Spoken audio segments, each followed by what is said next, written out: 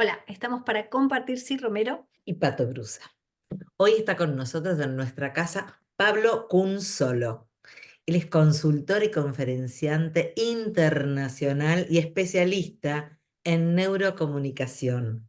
Director fundador de la Escuela Argentina de Oratoria. Bienvenido, querido Pablo, otra vez acá. Un placer. Oh, ¿qué tal, chicas? ¿Cómo le va? Nuevamente, para mí es un honor estar acá compartiendo con ustedes y con toda la audiencia. Gracias, Pablo. Pablo, al momento de comunicar, ¿qué es importante tener en cuenta? Bien, qué importante esta pregunta, porque la gran mayoría de nosotros pensamos que sabemos comunicar, ¿no? Pero la verdad es que bastante complejo el tema, porque en casa nos enseñaron a hablar, ¿sí? Hablar simplemente es describir con la palabra lo que uno piensa, ve o escucha, ¿no? En la escuela nos enseñaron a leer y nos enseñaron a escribir, pero nunca nadie en ningún lado nos enseñó a comunicar. Y el problema surge es que hay gente que habla muy bien, pero se comunica muy mal, porque hablar no es comunicar. O sea, comunicar es aprender a escuchar, aprender a observar, aprender a entender al otro, empatizar, ponerse en el lugar del otro, y luego la parte que todos conocemos, ¿no? Emitir en consecuencia de todas las anteriores. Ahora, si no se tiene en cuenta, estamos en un grave problema porque vivimos en un mundo en donde nadie escucha, nadie observa y todos queremos ser escuchados. Pablo, el poder que tiene la palabra, porque palabras hay muchas y bueno, desde nuestros lugares que nosotras hacemos entrevistas y todo esto, decimos Sí, el poder que tiene, ¿no? Cuando uno está decretando, hay palabras que decimos, estas ya no las vamos a usar porque sabemos que derivan en cosas que no queremos plasmar. Desde la oratoria, ¿también le damos un poder a la palabra especial? sí, mira, yo soy fanático de la comunicación. Entré a la comunicación desde la sociología, la psicología, y en la medida en que fui profundizando me di cuenta de que había otras ciencias que la estudiaban, como por ejemplo, en este caso, la neurocomunicación o la neurociencia. Y hasta hoy en día ya la metafísica incluye a lo que es el tema de la comunicación, porque la palabra no es inocente, ¿no? O sea, Ajá. cuando yo digo algo, una vez que lo digo, no lo puedo desdecir, desde ninguna forma. O sea, si yo te digo algo y a vos te lastimé, yo por ahí tengo el recurso de decir, perdóname, me equivoqué, hacé de cuenta que no te dije nada, pero la verdad es que vos no podés hacer de cuenta que no te dije nada, y a pesar de que quizás puedas perdonarme, la herida que causó esa palabra que dije va a llevar bastante tiempo en repararla. Entonces creo que como seres humanos somos muy poco conscientes de nuestra capacidad, tanto para construir como para destruir. Yo siempre trato de asociar la palabra como un bisturí, ¿no? Un bisturí en manos de un cirujano puede salvar una vida y un bisturí en manos de un loco puede quitarla. Y así nos encontramos con gente que anda por la vida sanando con la palabra, como muchos de los invitados que tienen ustedes, y hay gente que anda destruyendo con la palabra. Es verdad. Pablo, si uno se pone en ser buen comunicador y ponemos conciencia en querer decir lo que queremos realmente comunicar de forma respetuosa, con escucha, ¿qué es importante tener en cuenta a la hora de un encuentro con un otro o con varios otros, ¿no? Buena pregunta. Lo primero que tenemos que aprender todos es que la gente no se comunica ni como debe Mm, mm, ni como quiere. O sea que cada uno de nosotros nos comunicamos como podemos con lo que tenemos. mm. Y muchas veces nos encontramos con situaciones en donde hay gente que tiene muy buenas intenciones, pero por no saber comunicarlo, termina arruinando situaciones, relaciones, negocios, ¿sí? Y después nos encontramos con gente que tiene muy malas intenciones y por saber comunicarlo, manipula y hace mucho daño. O sea que el hecho de tener una buena comunicación no implica el de ser buena persona, ¿no? Mm.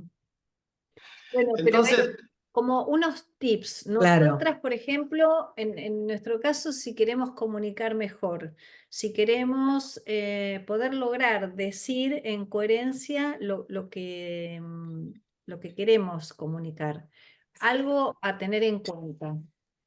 Bueno, vamos a poner varios tips para poder comunicarnos mejor con nuestra familia, nuestra pareja, nuestro compañero de trabajo, nuestro jefe, nuestros clientes. Y lo primero que tenemos que tener en cuenta es que la comunicación se divide en tres partes. Comunicación verbal, que es lo que digo, la paraverbal, que es cómo lo digo, y la no verbal, que es cómo muestro visualmente lo que digo.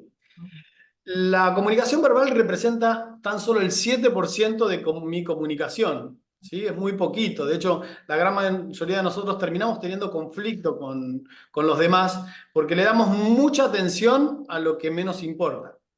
La comunicación paraverbal está entre un 35-40%, que es el cómo, y la no verbal entre un 55 y un 60. Entonces, vamos a poner tips en cada uno de ellos para poder llegar a esta cuestión de que el otro entienda exactamente lo que yo quiero que entienda, ¿no?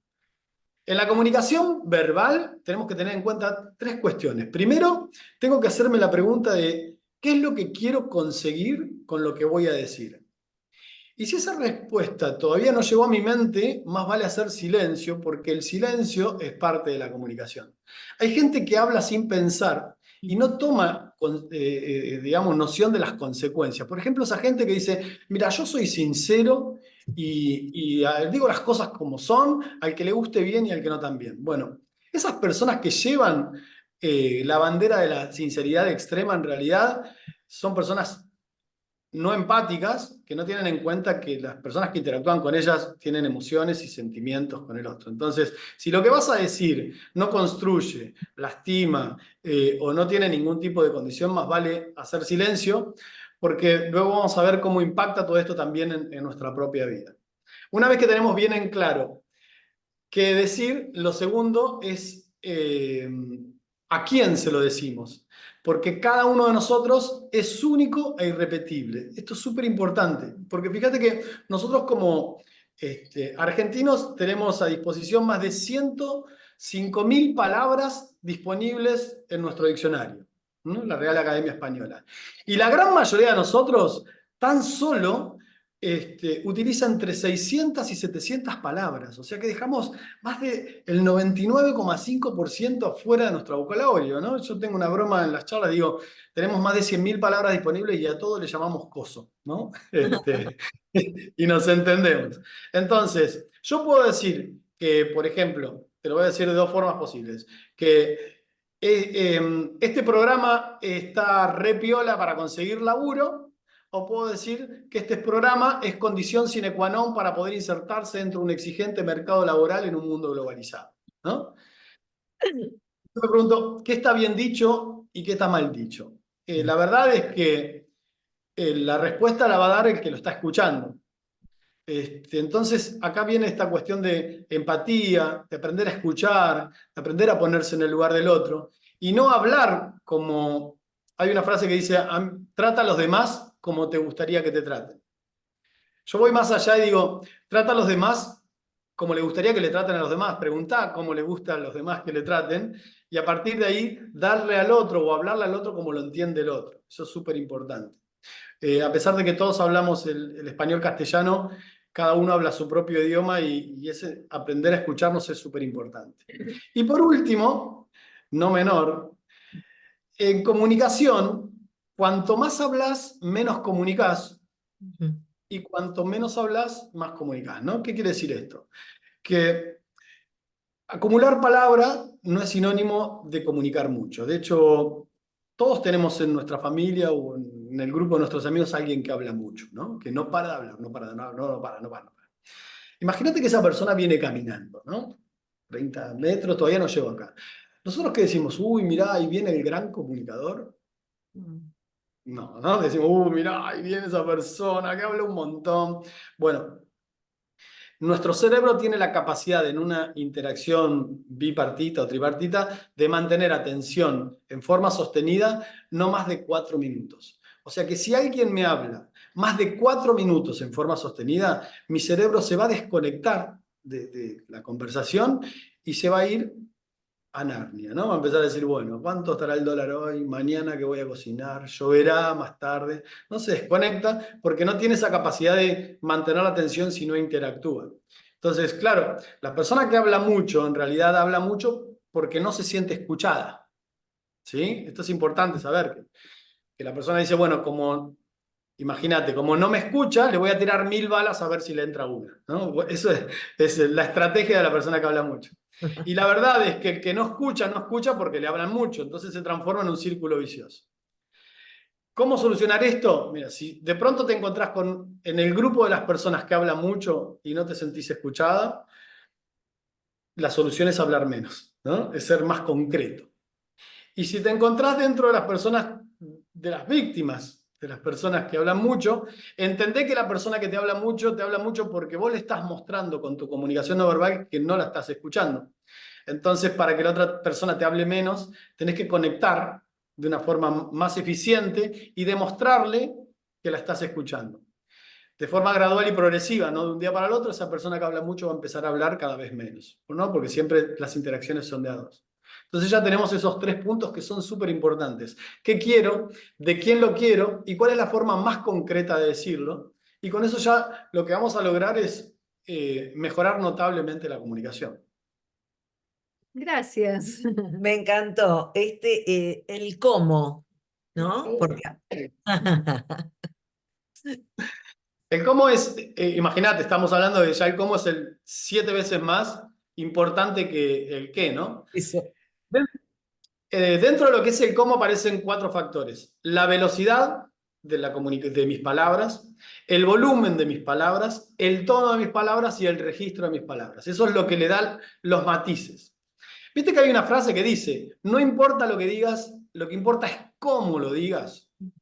Bueno, ahí es donde quiero hacer énfasis porque hay gente que lo que dice, el contenido, estos 3 puntitos que hablamos, lo maneja muy bien, pero comete el error de comunicarlos en un modo que no es amigable. ¿Y cuántas veces nos ha pasado de gente que lo que nos dice tiene razón, pero como lo dice mal, es como que terminamos diciendo, tienes razón, pero ahora que me lo decís así, no lo quiero, ¿no? Entonces, por ejemplo, las personas que hablan con un volumen bajo están más alineados, por ejemplo, a lo reflexivo. Las personas que hablan a un nivel medio en realidad no generan nada, por eso se llama del medio, y las personas que hablan en un nivel de volumen alto son más persuasivos, más convincentes. Por eso vamos a ver que, por ejemplo, todos los oradores espirituales, Osho, Ravi Shankar, Krishnamurti, van a hablar con un volumen bajo y pausado, para que la medida en que los vayan escuchando, la persona vaya reflexionando sobre lo que va diciendo, ¿no? Entonces, imagínate que yo estoy enojado con vos, Pato, porque hiciste algo que no me gustó y necesito que reflexiones para que nunca más hagas eso. La gran mayoría de nosotros, ¿qué hacemos? Utilizamos un volumen alto y persuasivo. Entonces yo digo, ¿a vos te parece lo que hiciste? No tenés perdón de Dios, pero ¿cómo vas a hacer eso, no? La verdad es que de la forma en la que te estoy hablando, es muy probable que no puedas reflexionar absolutamente nada. Ojo, lo que dije está bien, en lo que fallé es el cómo lo dije. Fíjate que ahora voy a decir lo mismo, pero de forma reflexiva. Te digo, ¿a vos te parece lo que hiciste? Y ahí hago el silencio, ¿no? Digo, no tenés perdón de Dios. Entonces, en esos silencios donde yo hago, digo, a mí me parece lo que hiciste, y sí, la verdad que me equivoqué. La pausa. Digo, ¿no tenés perdón de Dios? Y la verdad que sí. Y yo lo que permito es lograr que vos realmente puedas reflexionar y que logre mi propósito, ¿no? Entonces, fíjate que muchas veces nosotros tenemos las mejores intenciones de lograr con el otro lo que queremos y en lo que erramos es en este famoso modo. Después tenemos el tono, que el tono es la música de las palabras. Por ejemplo, tenés un tono neutro, que es la gente que no le pone emoción a las palabras.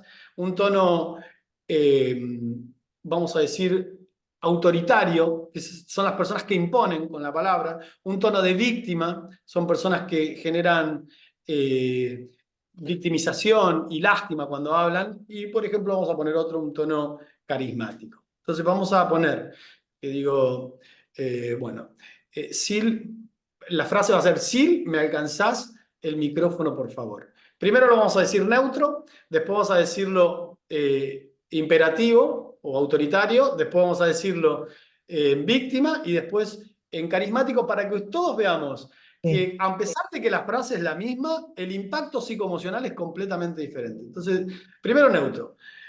Sil, ¿me das el micrófono, por favor? No, no hay emoción, es como si lo estuviera leyendo. Como no hay emoción, no genera nada, ¿no? En comunicación siempre la emoción es un 80% y la información un 20%. Ahora vamos al imperativo. Fíjate que no cambio el volumen, ¿eh? Sil, ¿me das el micrófono, por favor? ¿Sí? Sil, ¿me das el micrófono, por favor? Ya estoy imponiendo. Ahora vamos a el víctima. Sil, ¿me das el micrófono, por favor? ¿No? Y ahora vamos al carismático. Sil, ¿me das el micrófono, por favor? Genial. 4 frases iguales en el mismo volumen, cada una de ellas genera algo diferente. El neutro no genera nada, el imperativo consigue rápidamente las cosas, pero las pierde tan rápidamente como las consigue, porque está asociado a la violencia, está asociado a la agresión, y ninguno de nosotros soporta eso. Entonces, quizás la persona por reacción te da lo que vos le pedís, pero después hay consecuencias. El víctima consigue rápidamente las cosas, igual que el imperativo, pero las consigue una vez sola, ¿no? O sea, si yo te pido el micrófono, me lo das y te digo, ¿me das ahora el cable? O sea, me mandás al psicólogo, ¿no? O sea, dejar de dar lástima. Y al carismático le cuesta conseguir las cosas, pero cuando las cuesta, cuando las consigue, las retiene, ¿no? Entonces, acá no hay algo mejor o peor. Tenemos que saber cómo afecta cada una de esas cuestiones y a partir de ahí entender que muchas veces ha pasado que nuestros conflictos nada tienen que ver con lo que pasó, sino con cómo nos tratamos. La gran mayoría de los conflictos empiezan porque vos me decís, mira, yo no estoy de acuerdo con eso. Anda acá, ¿no? O sea, que me insultaste, que esto, que lo otro. Y dentro de un rato nosotros vamos a estar jugando un macabro juego de a ver quién se hace más daño y seguramente olvidamos la razón por la que nos estamos discutiendo. Entonces, es muy importante saber de que como somos seres emocionales, donde la emoción nos invade en todo eso, tenemos que prestar mucha más atención al cómo que al qué. Pero eso, Pablo, porque yo te estaba escuchando, ¿no? Y digo, es lógico que entre seres diferentes, con distintos orígenes, tengamos percepciones, ideas, creencias distintas. Lo natural, lo lógico, podría ser comunicarlo y no llegar a esto que decís, en un rato estamos peleando, y que no sea una pelea, poder comunicar que, mira, a mí me pasa tal otra, y el otro puede decir, no, y a mí me parece que esto, pero poder decirlo de una forma que no genere conflicto, porque es natural que eso suceda entre humanos adultos de distinta procedencia. Uy, coincido plenamente con vos. La gente, hay 2 tipos de personas. Las personas que habitualmente cuando no están de acuerdo con algo las dicen de forma directa, son personas que se llaman reactivas. Y después están las personas pasivas que cuando no están de acuerdo se callan. Es importante saber de que el conflicto es algo normal, o sea, hay que normalizarlo. De hecho, cuando 2 personas se llevan bien en todo, es porque al menos una de ellas miente, ¿no? O está accediendo a sus propias formas. ¿Cuántas veces nos encontramos con esas parejas que vos decís, no, nosotros nunca discutimos, nunca un no, nunca nada, siempre 10 puntos, y después pasa un tiempo y decís, che, ¿cómo anda tu pareja? Y dice, no, me separé. ¿Cómo puede ser? Si era todo perfecto. Es porque lo perfecto no existe. Entonces tenemos que entender que en toda familia, en toda relación, en todo vínculo, el conflicto, como decías vos, es algo normal. Y nosotros jugamos a una macabra jugada de a ver quién tiene la culpa, ¿no? El conflicto en realidad no es para encontrar un culpable, sino que el conflicto es para encontrar una solución. Claro. Y para eso vos te vas a dar cuenta que las personas que mal llamamos malas, son personas que no tienen un bajo nivel de tolerancia cada vez que encuentran un desacuerdo o, o algo que no les gusta, lo que hacen es saltan, ¿no? Explotan y van al frente. En realidad, a esas personas las mal llamamos malas casualmente porque no se guardan absolutamente nada. Y las personas que se guardan todo, que las llamamos buenas, ¿no? Son personas que, al igual que esas personas que son intolerantes, tienen conflicto, pero en vez de decirlo, lo guardan.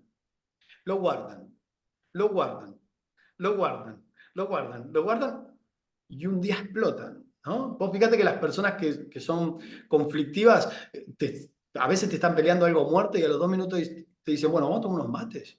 Yo decía, pero si hace 2 minutos me estabas odiando. Sí, pero ya se me pasó, ¿no? O sea, explota y vuelve a la normalidad. Ahora, viste que hay una frase que dice, cuidado cuando un bueno se enoja, porque es como un volcán que estalla y la persona que guarda, guarda, guarda, cuando explota tiene una memoria tremenda y te va a empezar a alargar todo desde el año 1997 hasta el día de hoy en orden de prioridad con lujo de detalle.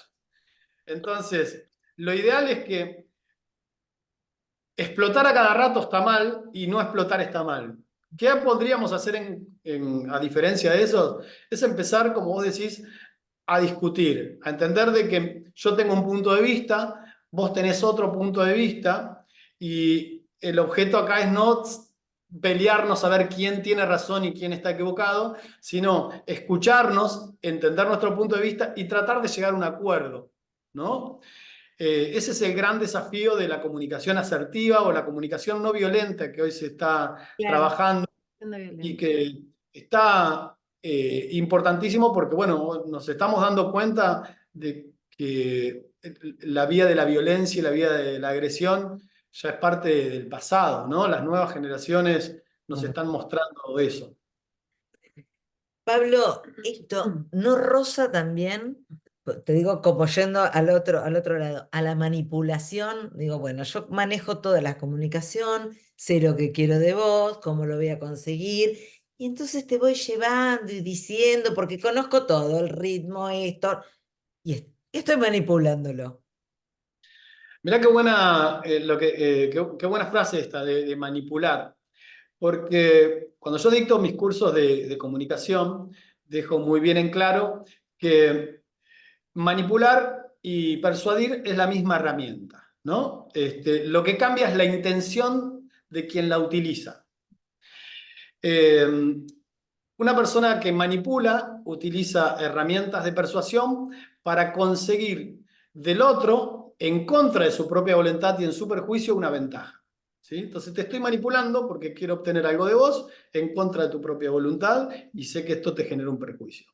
Ahora, la misma herramienta la utiliza, por ejemplo, un terapeuta para que una persona tome conciencia sobre un error que está teniendo. Yo, cuando dicto los cursos, digo, mira, yo soy un ferretero que vende el hacha. ¿No? O sea, lo que haga cada persona con el hacha es responsabilidad de cada persona. No vengan a quejarse con el ferretero. Y es cierto, hay personas que manipulan muchísimo y cuando nos damos cuenta que nos están manipulando, cuando empezamos a darnos cuenta que yo tengo que estar constantemente haciendo cosas para no generar conflicto con el otro, ¿no? Claro. El otro está todo el tiempo trabajando con el chantaje emocional.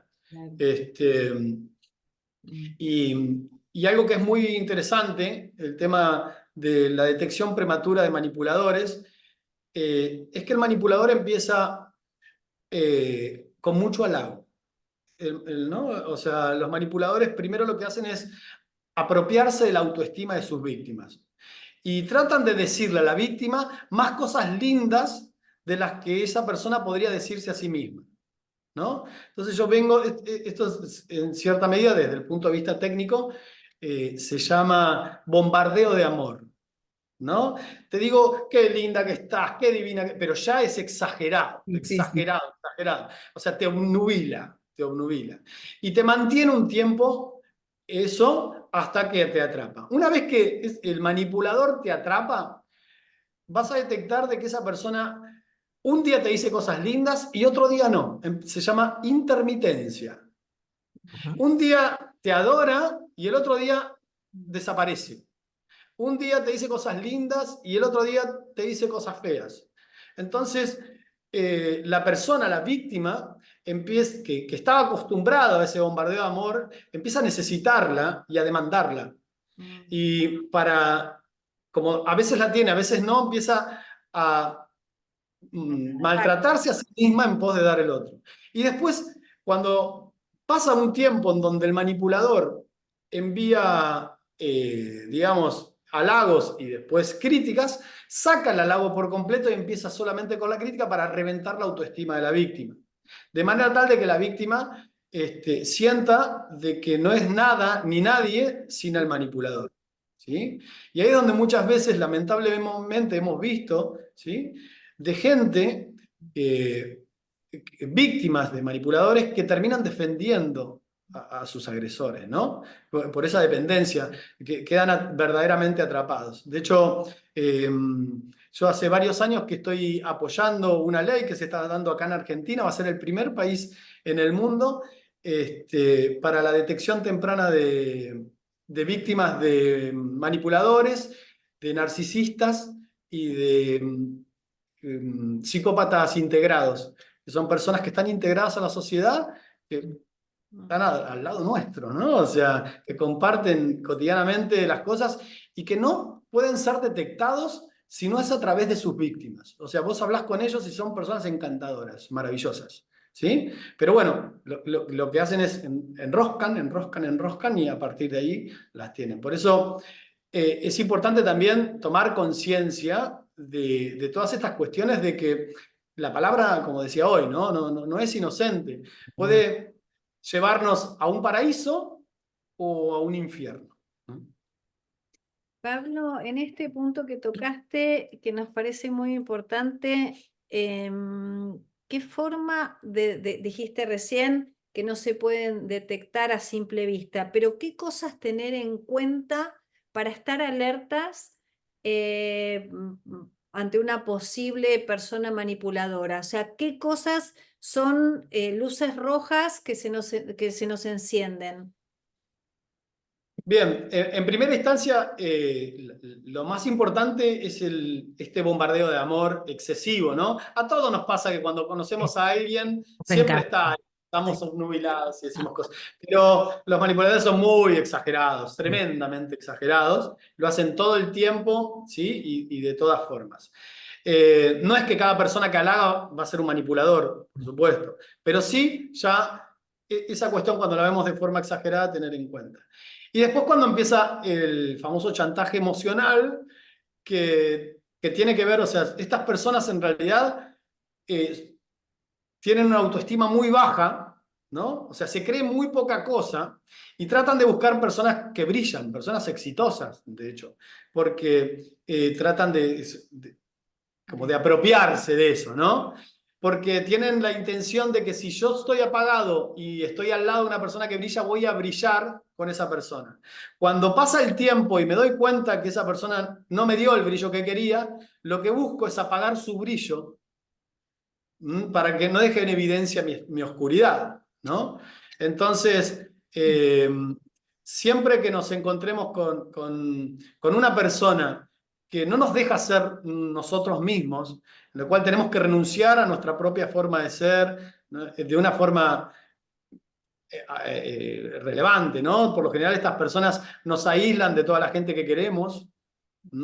¿Por qué? Porque la gente que queremos puede ser nuestra fuente de contención, ¿sí? Mi familia o mis amigos me pueden decir, che, fíjate. Entonces lo primero que hacen es aislar y te dicen, no, pero quédate tranquilo, que no hace falta tener amigos, no hace falta tener familia, porque nosotros dos podemos ser espectacular y felices. Entonces, una relación sana es una relación que te permite ser como sos, que no te limitan, que no es que te conoce y después te quiere cambiar, ¿no? Sino que te conoce y te deja ser. Te invita y te impulsa a ser cada vez mejor persona. Le encanta si brillas, quiere que brilles más, ¿no? Por lo general las relaciones sanas multiplican. Las relaciones que no son sanas son las que dividen, ¿no? Las que restan, las que empiezan a encerrarnos en esas cuestiones. Entonces, no es algo que se genere de una forma de un día para el otro, sino que se va dando como una especie de forma gradual y progresiva. Pablo, no quiero que me falte esto, lo no verbal. El body language, ¿no? Que se llama. Sí. Dale. Exacto. Dicen que el cuerpo grita lo que la boca calla Ay. y en este caso lo más importante a la hora de poder comunicarnos con el otro y llegarle a su mente y a su corazón son tres aspectos muy importantes. Primero es la mirada. Realmente los ojos son las ventanas del alma y cuando yo miro a los ojos le estoy demostrando al otro conexión, honestidad, sinceridad. Muchos de nosotros, quizás por cuestiones de hábitos o culturales, evitamos la mirada, la bajamos o miramos hacia el costado o hacia arriba. Y esto lo que hace, lamentablemente, es desconecta con lo que estamos, ¿no? Hoy por hoy también el celular es una También. fuente impresionante de desconexión. Yo siempre digo que el celular nos conecta con los que están lejos y nos aleja de los que están cerca. Si, por ejemplo, yo estoy hablando con ustedes, ¿no? Y me vienen a hablar y yo digo, bueno, sí, ¿qué necesitas? Sí. El mensaje que te estoy dando es que lo que estoy viendo acá es más importante que vos. Entonces, lo mejor que podríamos hacer es que cuando vayamos a desayunar con alguien, almorzar con alguien, hablar con alguien, ni siquiera pongamos el celular arriba de la mesa, aunque esté apagado, porque ya el hecho de que yo me siente con vos y ponga el celular en la mesa, el mensaje es que toda la gente que está acá es igual de importante que vos. Entonces es ponerlo en silencio, guardarlo en el bolsillo, conversar. En el caso de que nos suene, detenemos la conversación, pedimos disculpas, chequeamos, respondemos, ponemos nuevamente en el bolsillo y eso lo que nos da es la posibilidad de decirle al otro lo importante que es para nosotros, ¿no? Porque hay gente que dice, no, pero si yo escucho con los oídos, no hace falta mirar. No, realmente, si no mirás, se pierde ese 60% de conexión. No hay nada más lindo que, o sea, no es que decirle a alguien lo que uno piensa, lo que dice mirándolo a los ojos. El segundo factor es el tema de las manos, ¿no? Fíjate que a pesar de que estamos en forma virtual y que muchas veces mis manos pasan volando por acá, las manos son la escenografía de las palabras, es lo que le da la fuerza visual y es lo que a nosotros nos permite poder interactuar mejor con el otro. Por lo general, lo que se pide es que estén abiertas, a la altura del pecho, en movimiento inconsciente, dejar que ellas solitas como que vayan graficando eso, ¿no? Porque si las manos no están, nos van a demostrar que estamos ocultando algo, o que estamos reticentes, o que estamos incómodos.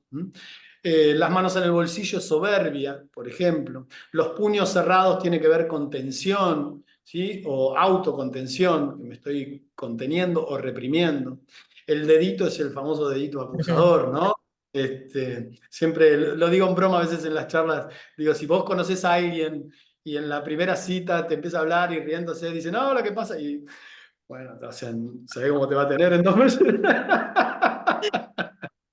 Ay. Y nos queda una.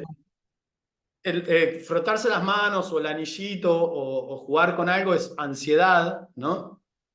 Tomar en cuenta esas cuestiones es súper importante porque a pesar de que nosotros no seamos conscientes de ese vocabulario, de ese idioma, inconscientemente sí nos acercan o nos alejan del otro, ¿no? Entonces es bueno tenerlo en cuenta. Y por último, la posición corporal es muy importante porque Sí, tenemos... Claro. Exacto. Pero te veo relajada. no, pero No, ya sé. Claro. O si te estoy escuchando, sí, te miro así. Porque la mente siempre va a estar en una de dos estados. O en estado de alerta, que es cuando yo tengo miedo, alarma, nervios, o en estado de recompensa, que es cuando yo estoy tranquilo y considero que no hay amenaza. Eso es la parte más primitiva de nuestro cerebro. Y nuestro cuerpo lo que está hablando es constantemente eso. ¿Qué tan cómodos o incómodos estamos con la persona o con el tema que estamos hablando? ¿Sí? Entonces su tensión me va a decir fundamentalmente esa apertura que tiene la persona para poder hacerla. En base a eso, vos fijate que con estos 3 puntos, ¿sí? El primero, el de los ojos, nos dice al otro qué grado de conexión tiene. El segundo nos dice qué grado de expresión tiene. Si yo te muestro así, estoy tratando de convencerte, y si muevo hacia acá, estoy tratando de defenderme, ¿no? Te ofrezco o te trato de convencer. Y el tema del cuerpo es qué tan alerta o qué tan cómodo me encuentro hablando este tema o hablando con vos. Gracias, Pablo. Es riquísimo, es interesantísimo y además es útil en cada situación de vida, porque siempre estamos en esta interrelación con el otro y la comunicación es tan importante y la incomunicación ya sabemos a dónde nos lleva. Tal cual, tal cual, tal cual. Algo que es importante, me gustaría decirlo para cerrar, es que todo lo que yo pienso, todo lo que yo hago, todo lo que yo soy, mis programas mentales, mi modelo mental, está hecho de palabras, ¿no? El tema es preguntarme cómo llegaron esas palabras ahí, porque ni una sola de las palabras que yo digo es mía. De algún lado la saqué, en algún libro la leí, lo dijo Borges, ¿no? Nosotros, los escritores, no somos lo que escribimos, nosotros los escritores somos lo que leemos, ¿no? Porque la materia prima de todo esto son las palabras. La programación neurolingüística, desde el año 1976, ya desde hace muchísimos años, ha estudiado muchísimo esto de el origen de las palabras y nos regaló 4 tips que para mí son súper importantes a tener en cuenta para poder entender cómo llegó ese pensamiento a mí, cómo llegó esa creencia a mí, cómo llegó esa forma de ser a mí. Y cumple con 4 cuestiones. Y que son re importantes, súper sencillas y que marcan una gran diferencia. La primera es que la parte de mi cerebro en donde se guarda mis creencias no reconocen la palabra no. ¿No? O sea que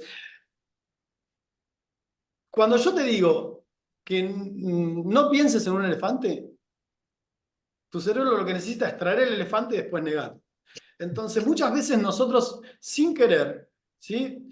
Cuando queremos ayudar a alguien, o sea, cuando alguien me dice, yo no quiero lastimarte, es porque ya sabe que me va a lastimar, ¿no? O viste que a veces lo decimos, ¿no? Bueno, besito, no me extrañes, es porque quiero que me extrañes. Pero no en esas cosas, sino en otras más importantes. A veces nosotros mismos nos queremos apoyar y decimos, bueno, estoy haciendo una dieta y para reforzarme mentalmente dice, no tengo que comer, no tengo que comer, no tengo que comer.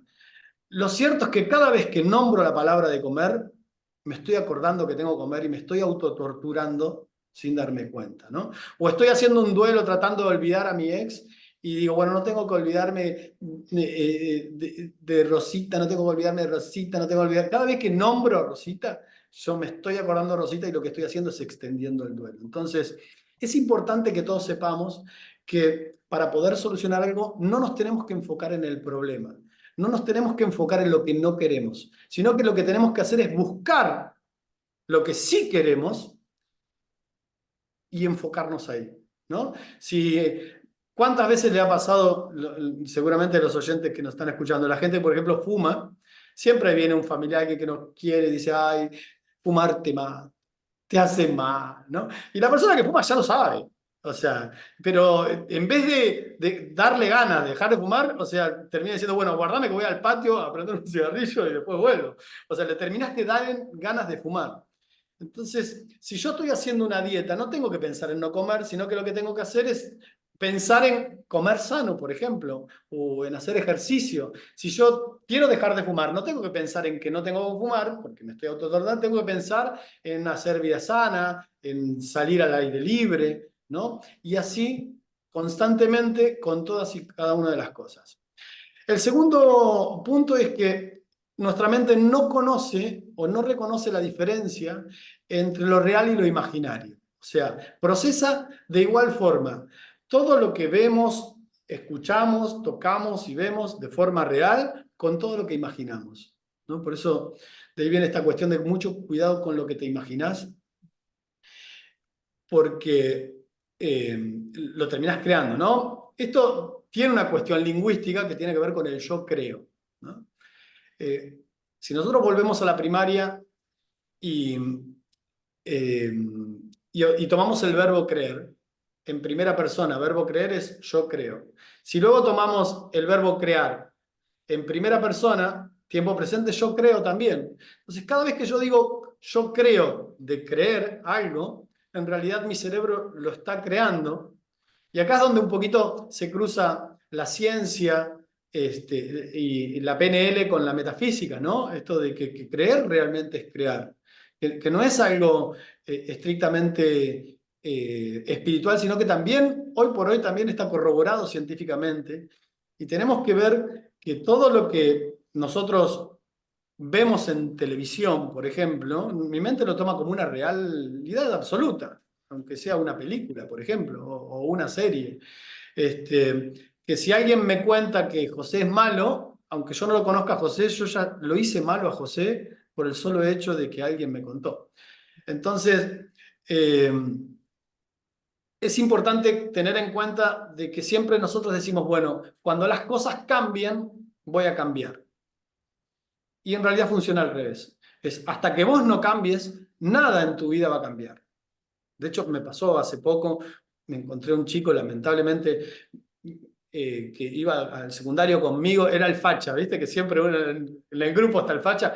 Uy, estaba súper dejado, digo, facha, ¿qué te pasó? Dice, no, lo que pasa es que me deprimí, porque me separé y entré en una crisis. Digo, mirá, digo, pero ¿por qué no te arreglás? ¿Por qué no te pones bien? Me dice, no, yo me voy a empezar a arreglar y me voy a empezar a bañar cuando consiga novia, me dijo el facha. Y la verdad es que como estaba el facha era difícil, ¿no? Entonces digo, no, es al revés. O sea, hasta que tratá de convertirte en la persona digna de tener eso. Entonces ponete bien para vos, perfumate para vos, cuidate para vos y seguramente la persona va a aparecer, ¿no? Y nosotros nos damos cuenta en eso. Dice, yo me voy a poner, voy a poner bien cuando consiga trabajo. Y la persona va a pedir trabajo mal. ¿Quién le va a dar trabajo a una persona que está mal? Entonces, tenemos que, aunque no tengamos nada, tenemos que ponernos las pilas y cambiar y mejorar. Y yo siempre digo, caminar, hablar como que nos va bien, engañar un poquito al cerebro, porque bueno, lo dijo la Chiqui, ¿no? Como te ven, te tratan. Pablo, muchísimas gracias, nos hemos sentido bien tratadas. Nos hablaste lindo. Un gusto siempre hablar con vos y siempre queda mucho, así que volveremos. Muchísimas gracias. No, gracias a ustedes, saludos para ustedes y toda la audiencia.